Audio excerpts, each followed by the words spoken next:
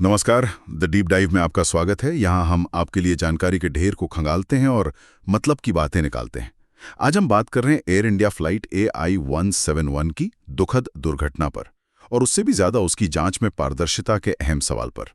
हमारी ये पूरी चर्चा द हिंदू में छपे एक काफी विस्तृत लेख पर आधारित है। और हाँ, ये विश्लेषण यूपीएससी की तैयारी कर रहे उम्मीदवारों के लिए प्रीलिम्स और मेंस दोनों के लिए जरूरी हो सकता है। साथ ही आम जानकारी के लिए भी काफी महत्वपूर्ण है। जैसा कि कार्ल साइगन ने कहा था कि कहीं कोई अविश्वसनीय दावा किया जा रहा है तो उसे साबित करने के लिए असाधारण सबूतों की जरूरत होती है। तो चलिए इसी सोच के साथ आज के मुद्दे की गहराई में उतरते हैं। तो मामला है जून 2025 का। अहमदाबाद में एयर इंडिया AI-171 एक बोइंग 787 ड्रीमलाइनर विमान दुर्घटनाग्रस्त हो गया।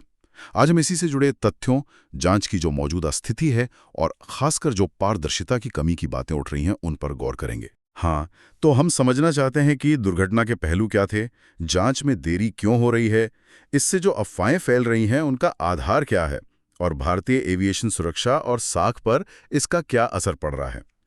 चलिए शुरू करते हैं। तो सबसे पहले हादसा हुआ क्या था। 12 जून 2025 अहमदाबाद से उड़ान भरने के कुछ ही देर बाद एयर इंडिया की फ्लाइट AI-171 क्रैश हो गई। बहुत ही भयानक हादसा था।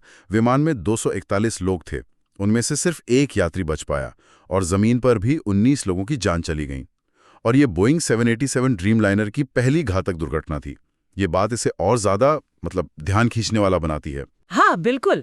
और ये देखना भी दिलचस्प है कि दुनिया भर में करीब 1175 से ज्यादा ड्रीमलाइनर इस वक्त सर्विस में हैं और ये रोजाना औसतन 12 घंटे उड़ान भरते हैं। और इस हादसे के बाद भी अगर हम देखें तो ड्रीमलाइनर्स ने बिना किसी टेक ऑफ इंजन फेलियर के 20 लाख घंटों से ज्यादा की उड़ानें पूरी की हैं। तो कहने का मतलब है कि टेक ऑफ के दौरान दोनों इंजन का एक साथ फेल हो जाना ये बहुत ही रेयर इवेंट है। बिल्कुल, बहुत रेयर। और तुलना के लिए अगर हम देखें तो 4 नवंबर 2025 को एक UPS MD-11 कार्गो प्लेन का इंजन भी टेक ऑफ के बाद अलग हो गया था। उस केस में अमेरिका की जो NTSB है, नेशनल ट्रांसपोर्टेशन सेफ्टी बोर्ड, उन्होंने रोजाना प्रेस ब्रीफिंग की थी, जानकारी दी थी। सही कहा। वैसी पारदर्शिता, वैसी डेली ब्रीफिंग भारत में आमतौर पर नहीं दिखती। ये एक बड़ा फर्क है। और शायद इसी जानकारी की कमी के चलते हादसे के फौरन बाद से ही क्या हुआ कि इलेक्ट्रॉनिक मीडिया, सोशल मीडिया, सब जगह 787 की सेफ्टी को लेकर तरह तरह की बातें होने लगी। यूट्यूबर्स हैं, ब्लॉगर्स हैं, वो अजीब अजीब थ्योरी दे रहे हैं। इससे क्या है कि बेवजह का डर फैल रहा है। ऐसा लग रहा है कि ये जो अफवाहें हैं वो असल मुद्दे से शायद ध्यान भटका रही हैं। हाँ, और इसमें कहीं ना कहीं मुझे लगता है कि नागरिक उड्डयन मंत्रालय मोका ने भी अनजाने में ही सही पर इन अफवाहों को हवा दी है। हुआ ये कि हादसे के अगले ही दिन मंत्री जी ने वादा तो कर दिया कि जल्द से जल्द एक पारदर्शी रिपोर्ट आएगी। लेकिन जो अंतिम जांच रिपोर्ट है वो आने में लगातार देरी हो रही है। और ये देरी ना सिर्फ अफवाहों को और बढ़ा रही है, बल्कि भारत में विमान हादसों की रिपोर्ट के साथ जो एक पैटर्न सा दिखता है उसे दोहरा रही है। क्या पैटर्न? वादे तो होते हैं पारदर्शिता के, पर अक्सर रिपोर्टें या तो बहुत देर से आती हैं या फिर टंडे बस्ते में चली जाती हैं। अच्छा, जरा घटनाक्रम को देखें एक बार। हाँ। हादसा हुआ 12 जून को। पहला फ्लाइट रिकॉर्डर, जिसे ब्लैक बॉक्स कहते हैं, वो 13 जून को मिल गया जी। दूसरा मिला 16 जून को। दिल्ली में जो AIB यानी एयरक्राफ्ट एक्सीडेंट इन्वेस्टिगेशन ब्यूरो की लैब है, उसने 25 जून तक दोनों रिकॉर्डर्स से डेटा भी निकाल लिया। सही। तो डेटा तो काफी जल्दी आ गया था। हाँ, डेटा आ गया था। लेकिन फिर AIB ने 12 जुलाई को एक शुरुआती रिपोर्ट जारी की। हाँ। पर वो इतनी संक्षिप्त, इतनी अधूरी थी कि उसने जवाब देने के बजाय और सवाल खड़े कर दिए। स्थिति साफ होने की जगह और उलझ गई। और अब आते हैं उस बात पर जो शायद बहुत लोगों की नजरों से चूक गई, लेकिन वो बहुत अहम है।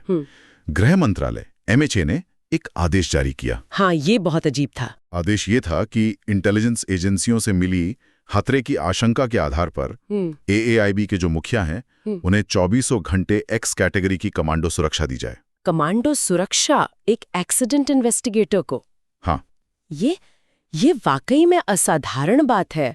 मैंने 1973 से दुनिया भर की दुर्घटना जांचों पर नजर रखी है, खासकर अमेरिकी NTSB और UK की AAIB की।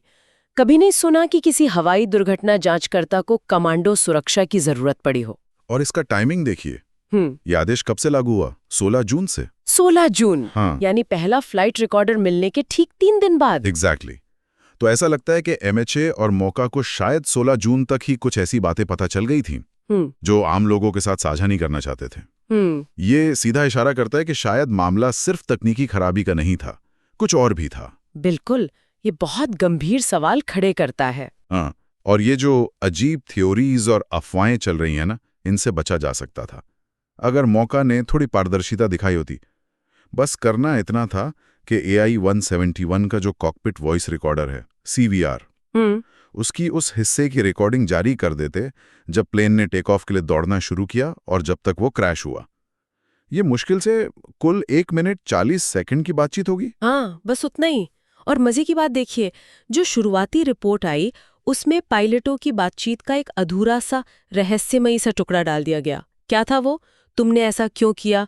मैंने ऐसा नहीं किया। हाँ, अब इसका क्या मतलब निकाले? इसने तो अफवाहों को और हवा दे दी। सही बात है। अगर वो पूरा 1 मिनट 40 सेकंड का हिस्सा जारी कर देते तो शायद काफी हद तक स्थिति साफ हो जाती, अटकलें कम हो जाती। चलिए अब जरा तकनीकी पहलुओं और जो प्रोसीजर्स होते हैं उनको समझते हैं, क्योंकि लगता है मामला यहीं पे उलझा हुआ है। शुरुआती रिपोर्ट ये बताती है कि हादसे के वक्त को पायलट विमान उड़ा रहा था, मतलब वो पायलट फ्लाइंग PF था। हाँ, और जो कप्तान निगरानी कर रहा था, यानी पायलट मॉनिटरिंग PM।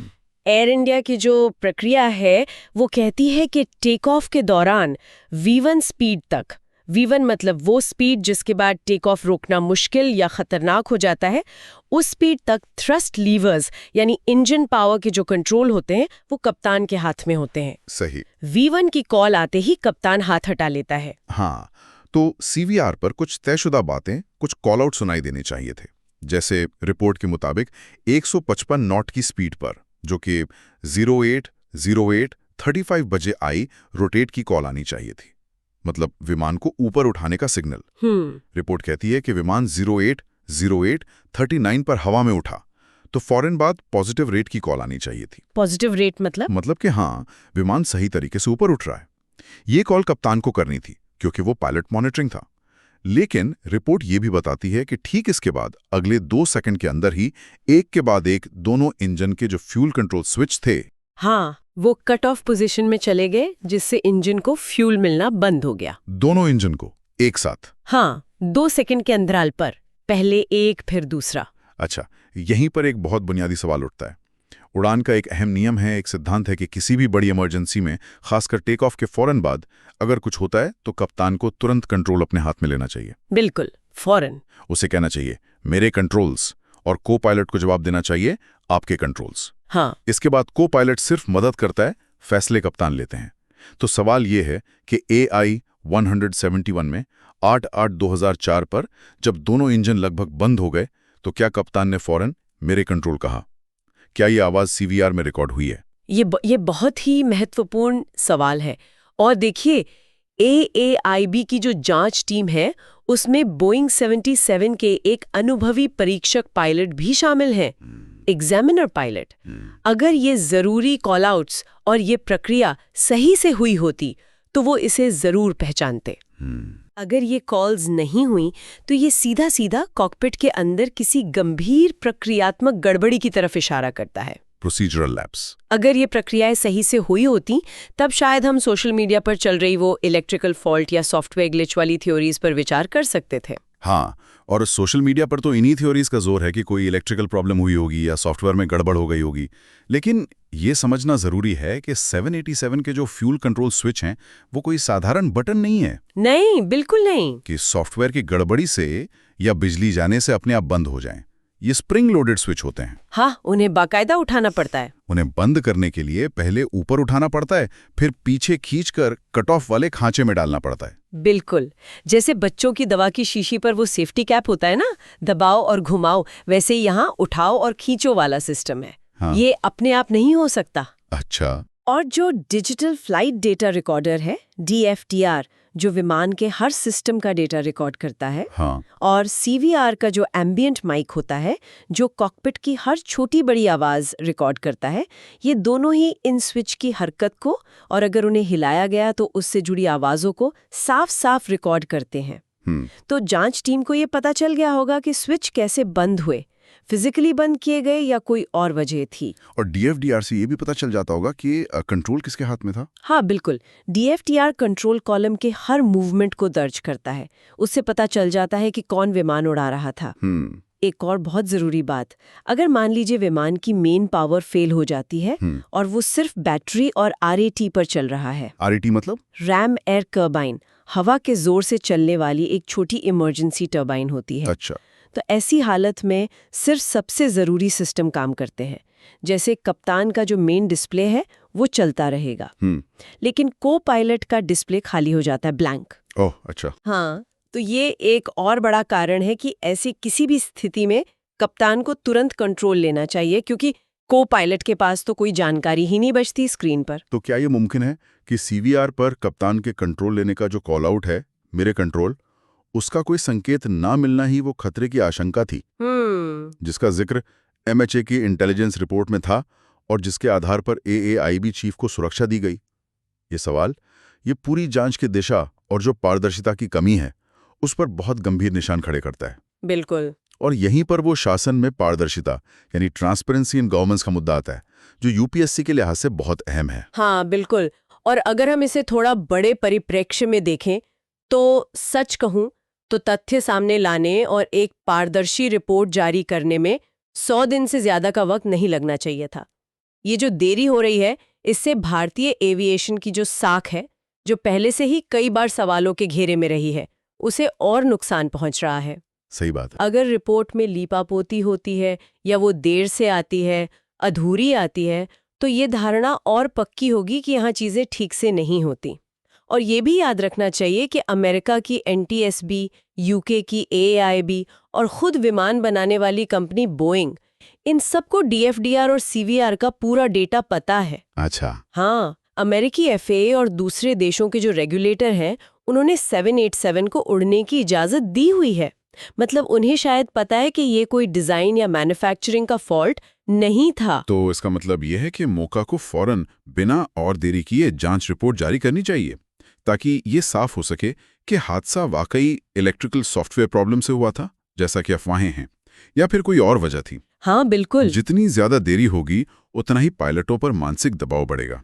उनका ध्यान 100% उड़ने पर रहने के बजाय इस अनिश्चितता पर रहेगा कि कहीं उनके विमान में भी ऐसी कोई गड़बड़ी ना हो जाए, और ये अपने आप में खतरा है। सही कहा। ये सीधे तौर पर विमानन सुरक्षा नियमन यानी एविएशन सेफ्टी रेगुलेशन और जो नियामक संस्थाएं हैं, रेगुलेटरी बॉडीज, उनकी भूमिका से जुड़ा मामला है। UPSC के लिए एक और महत्वपूर्ण बिंदु। हाँ, और UPSC उम्मीदवारों के लिए ये पूरा केस स्टडी कई मायनों में बहुत अहम है। ये शासन में पारदर्शिता और जवाबदेही यानी अकाउंटेबिलिटी के मुद्दे को उजागर करता है। AAIB जैसी जांच एजेंसियों की स्वायत्तता कितनी जरूरी है, ये दिखाता है। गलत सूचना का प्रबंधन, मिस इन्फॉर्मेशन मैनेजमेंट कैसे किया जाना चाहिए, ये सवाल उठाता है। सुरक्षा मानकों का पालन कितना जरूरी है, ये बताता है। और मोका और MHA जैसे मंत्रालयों के बीच समन्वय यानी इंटर मिनिस्टेरियल कोऑर्डिनेशन की जरूरत को भी दिखाता है। हाँ, तो ये गवर्नेंस, आंतरिक सुरक्षा, डिजास्टर मैनेजमेंट जैसे पेपर्स के लिए काफी प्रासंगिक हो सकता है। बिल्कुल। और द हिंदू जैसे विश्वसनीय स्रोत से मिली जानकारी का आलोचनात्मक विश्लेषण, क्रिटिकल एनालिसिस करना, ये परीक्षा के लिए बहुत जरूरी स्किल है। कुल मिलाकर अगर हम देखें तो AI-171 दुर्घटना एक भयानक त्रासदी थी, इसमें कोई शक नहीं। लेकिन इसकी जांच में जो पारदर्शिता की कमी दिख रही है, उसने इसे और भी ज्यादा जटिल बना दिया है। अफवाहों पर लगाम लगाने के लिए, भारतीय विमानन की साख बचाने के लिए और भविष्य की सुरक्षा पक्की करने के लिए एक तेज, विस्तृत और सबसे जरूरी सच्ची रिपोर्ट आनी ही चाहिए। हाँ। और जो सबूत अब तक सामने आए हैं या जिनकी तरफ इशारे मिल रहे हैं, वो बताते हैं कि सिर्फ तकनीकी खराबी की थ्योरी के बजाय प्रक्रियाओं में हुई चूक यानी प्रोसीजरल लैप्स की संभावना पर भी गंभीरता से गौर करने की जरूरत है। बिल्कुल। और श्रोताओं के लिए सोचने वाली बात यह है कि जब किसी इतने बड़े हादसे की जांच पारदर्शी नहीं होती, तो आम जनता के भरोसे पर और देश की अंतर्राष्ट्रीय छवि पर इसका क्या असर पड़ता है।